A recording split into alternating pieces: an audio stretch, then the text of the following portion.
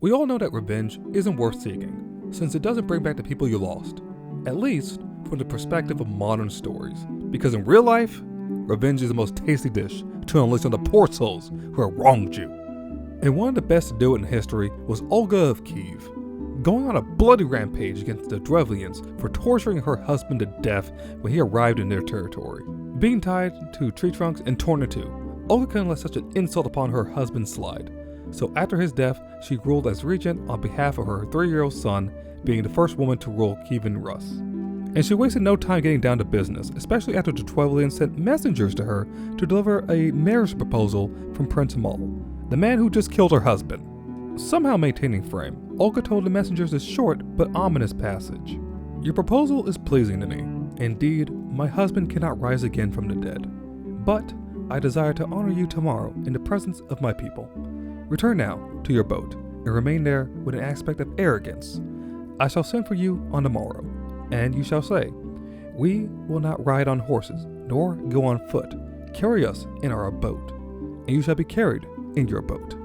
And the Drevlians hear this, and I just imagine them going, "Yeah, that was a totally normal response from a woman who just learned about how we brutally murdered her husband. She's totally not seething right now and plotting something absolutely monstrous against us. Nah, no way. Come on, man." So the next day, the Drevlians waited outside Olga's court to receive the honor she promised them. When they told the people there about it, they rose up and started to carry the Drevlians in their boats. Totally not weird. The ambassadors thought they were getting the noble treatment, like they were being carried by a palanquin. Well, until the people took them into the court, then dropped the Drevlians straight into a trench, which they had dug just the day before, and started to bury them alive.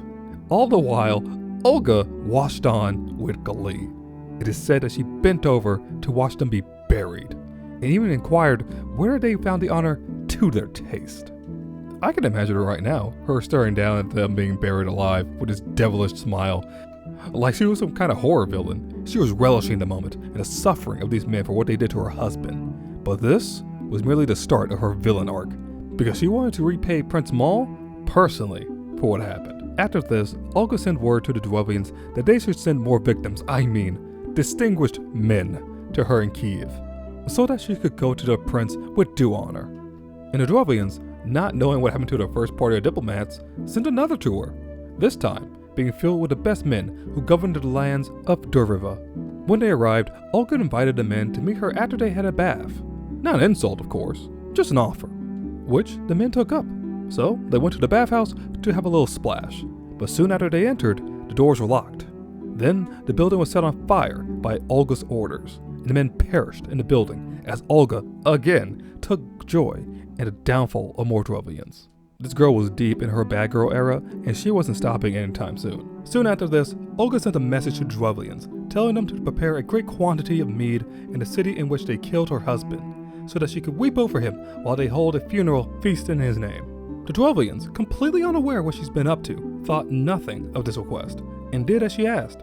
So when she arrived at Igor's tomb, she did exactly what she told them. She wept for her husband, held a feast, and got all the Drevlians very, very drunk, to the point where they couldn't fight back properly when Olga ordered her people to slaughter them all during the feast, massacring over 5,000 people in a single night. She would then return to Kiev to prepare an army to finish off the survivors. Olga would soon lead a campaign against the Drevlians, pushing so hard onto them that their forces fled back into the cities after just a few battles. Olga would then go on to Korlstein, the city where her husband had been slain, and lay siege to the city for a whole year with no success. So she started to think of alternative ways to beat them into submission. So she thought of a trick, then gave a message to them, asking why they still persist when all the surrounding cities have submitted to her already and given tribute. All of their citizens cultivate their fields and their lands are peaceful, but you rather die of hunger without submitting to tribute. The Drevlians responded, saying that they would give her tribute, but feared that she was still hell-bent on avenging her husband, which is pretty reasonable going by what she did to all those messengers and drunk people. Just saying. However, she reassured them that she had already had her fill by this point, wishing only to end the violence now. She then made a simple request of them. She asked that they all give her 3 pigeons and 3 sparrows from each house. The Drevlians rejoiced at this prospect of the siege ending for such a small price, and quickly did as she asked. Olga then had her army attach a piece of sulfur bound with small pieces of cloth to each bird. Then, during the night, she told her soldiers to set the pieces on fire and release the birds.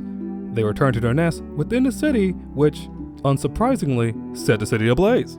It is said that there was not a single home left standing. The fire itself was impossible to extinguish, since the homes were set on fire all at once.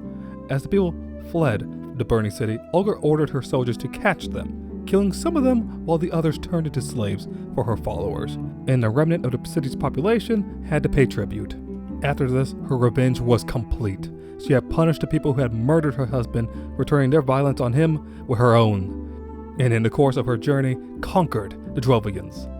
After this, she remained regent of Kiev and Rus with the support of her army and her people, while evading marriage proposals left and right so that her son could one day become king. And that, kids, is why you don't mess around with a Russian woman. Goodbye.